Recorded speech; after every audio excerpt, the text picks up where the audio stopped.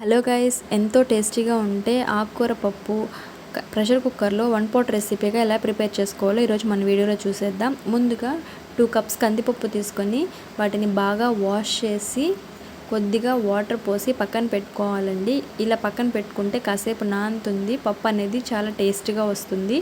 So ఈ లోపల మనము బాగా పండిన 4 టొమాటోలు తీసుకోవాలి. వీటిని బాగా వాష్ చేసి పెద్ద పెద్ద ముక్కలుగా కట్ చేసుకోవాలండి. మనం టొమాటోలు ఎక్కువ వేయడం వల్ల చింతపండు వేయాల్సిన అవసరం ఎక్కువ ఉండదండి. సో టొమాటోలతోనే మనకి టేస్ట్ అనేది చాలా బాగుంటుంది పప్పు. సో ఇలా ఒకసారి ట్రై చేయండి, ఖచ్చితంగా మీకు నచ్చుతుంది.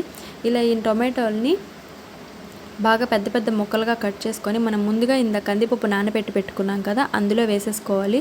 చూసారుగా టొమాటోలు కూడా ఎంత ఎర్రగా బాగా పండున్నాయో. సో ఇలాంటివి తీసుకోవడం వల్ల మనకి టేస్ట్ అనేది బాగుంటుందండి. మంచిగా ఇలా వేసి కట్ చేసుకున్న తర్వాత ఒక మీడియం సైజ్ ఆనియన్ తీసుకొని అందులో హాఫ్ ఆనియన్ని కట్ చేసుకొని ఈ టొమాటోలతో పాటు వేసేసుకోవాలి. తర్వాత మన కారానికి తగ్గట్టుగా పచ్చిమిర్చిని తీసుకోవాలి. ఇలా పచ్చిమిర్చి అయినా తీసుకోవచ్చు, ఎండుమిర్చి అయినా తీసుకోవచ్చు అండి. నేను పచ్చిమిర్చి, ఎండుమిర్చి మన కారానికి తగ్గట్టుగా వేసుకుంటున్నానండి. మీరు ఏదైనా ఒకటన్నా వేసుకోవచ్చు, లేదా 2 అన్నా వేసుకోవచ్చు. నేను 2 వేసుకుంటున్నాను. చూసారుగా ఇలా వేసుకున్న తర్వాత తుంచి దీంట్లో చిన్న టేబుల్ స్పూన్ అంత పసుపు వేసుకొని మళ్ళీ 1 టేబుల్ స్పూన్ ఆయిల్ వేసుకోవాలండి.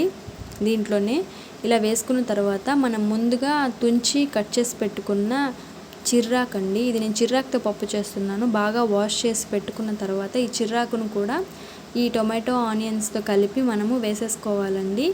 చూస్తున్నారు కదా, ఇలాగా చాలా బాగుంటుంది పప్పు. ఇలా చేసుకోవడం వల్ల త్వరగా అయిపోతుంది, మనకి శ్రమ అనేది ఎక్కువగా ఉండదు. ఇలా ప్రెషర్ కుక్కర్లో చేసేసుకోవడం వల్ల ఇలా మనకి దానికి తగ్గట్టుగా కొద్దిగా వాటర్ వేసుకున్నాం కదా, ఇంకొంచెం వాటర్ యాడ్ చేసుకొని మనము బాగా కలిపేసుకొని కుక్కర్ లిడ్ని మనము పెట్టేసుకొని 3 విజిల్స్ ఇచ్చుకోవాలండి.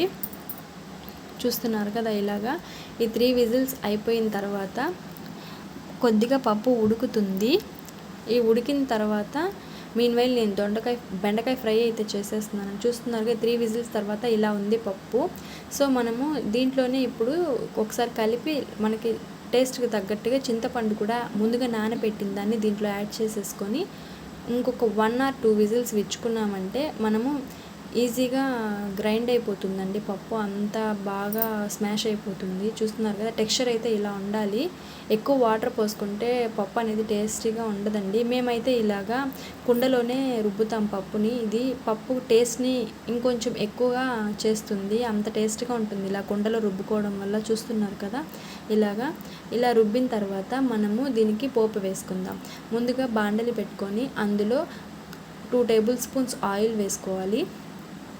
ఈ 2 టేబుల్ స్పూన్స్ ఆయిల్ వేసుకున్న తర్వాత కొద్దిగా బాగా హీట్ అయిన తర్వాత మనం ఇందులో 1 టేబుల్ స్పూన్ ఆవాలు వేసుకొని కాస్త చిటపటలాడాక కొద్దిగా జీలకర్ర కూడా వేసుకోవాలి. అది కూడా బాగా వేగిన తర్వాత మనం ఒక హాఫ్ టేబుల్ స్పూన్ మెంతులు వేసుకోవాలి. కొద్దిగా పచ్చిశనగపప్పు కూడా వేసుకోవాలి.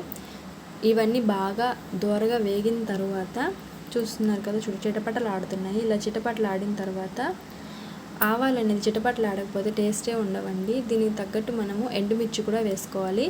ఎండుమిర్చి కూడా బాగా వేగిన తర్వాత మనము హాఫ్ ఆనియన్ని పక్కన పెట్టుకున్నాం కదా, ఆ హాఫ్ ఆనియన్ కూడా మనం బాగా కట్ చేసుకొని దీంట్లో పోపులో వేసేసుకోవాలండి. తర్వాత క్రష్ చేసిన వెల్లుల్ని కూడా మనం దీంట్లో వేసుకోవాలి. సో చూస్తున్నారు కదా, 1 రెమ్మ కరివేపాకును కూడా దీనిలో వేసుకోవాలి. కొద్దిగా మనము ఇంగువను కూడా దీంట్లో యాడ్ చేసుకోవాలి. పోపు అన్నాక ఇంగు వేసుకుంటే మనకి చాలా బాగుంటుంది, టేస్ట్ కూడా చాలా ఎక్కువగా వస్తుంది. సో మనము అన్నిటినీ వేసేసుకొని ఈ పోపు అంతా గోల్డెన్ బ్రౌన్ కలర్ వచ్చేంత వరకు మనం వేగించుకోవాలండి. మనం పప్పు చేసే విధానం కంటే కూడా మనం పోపు వేసుకునే విధానంలోనే పప్పు టేస్ట్ అనేది మనకి తెలుస్తుంది. ఈ పోపు అనేది గోల్డెన్ బ్రౌన్ కలర్ వచ్చేంత వరకు బాగా వేయించుకోవాలి. చూస్తున్నారు కదా, ఇలా వేయిస్తేనే మనకి టేస్ట్ వస్తుంది. ఇలా వేగిన దాన్ని మనం ముందుగా రుబ్బు పెట్టుకున్నాం కదా, ఆ పప్పులో మనం యాడ్ చేసేసుకోవాలి. ఇలా యాడ్ చేసుకున్న తర్వాత మనము పప్పుని కాసేపు స్టవ్ మీద పెట్టి బాగా మరగనివ్వాలండి. ఈ పోపు యాడ్ చేసిన తర్వాత చాలా బాగుంటుంది. ఒకసారి ఇలా ట్రై చేసి చూడండి, తప్పకుండా మీకైతే నచ్చుతుంది. చాలా టేస్టీగా ఉంటుంది పప్పు కూడా. ఎక్కువగా వాటర్ వేసుకుంటే పప్పు అనేది బాగుండదండి. ఇలా చిక్కగా ఉంటేనే మనకి పప్పు అనేది బాగుంటుంది. చూస్తున్నారు కదా ఇప్పుడిప్పుడే ఎలా ఉడుకుతూ ఉందో పప్పు. ఇలా కాసేపు ఉడకనిచ్చిన తర్వాత మనము ఒక గిన్నెలోకి తీసేసుకోవాలండి పప్పుని. చూస్తున్నారు కదా పప్పు ఎంత బాగుందో, టేస్టీగా ఉంటుంది, చాలా టేస్టీగా ఉంటుంది. ఒకసారి మీరు తప్పకుండా ట్రై చేసి ఎలా వచ్చిందనేసి కమెంట్ రూపంలో మనకి తెలియచేయండి. ఇలా ఈరోజు మా ఇంట్లో అయితే బెండకాయ ఫ్రై అండ్ ఆకుకూర పప్పుతో మా వంటల్ని ఫినిష్ చేసి ఎంజాయ్ చేసాము. నచ్చితే లైక్ చేయండి, షేర్ చేయండి గాయ్స్.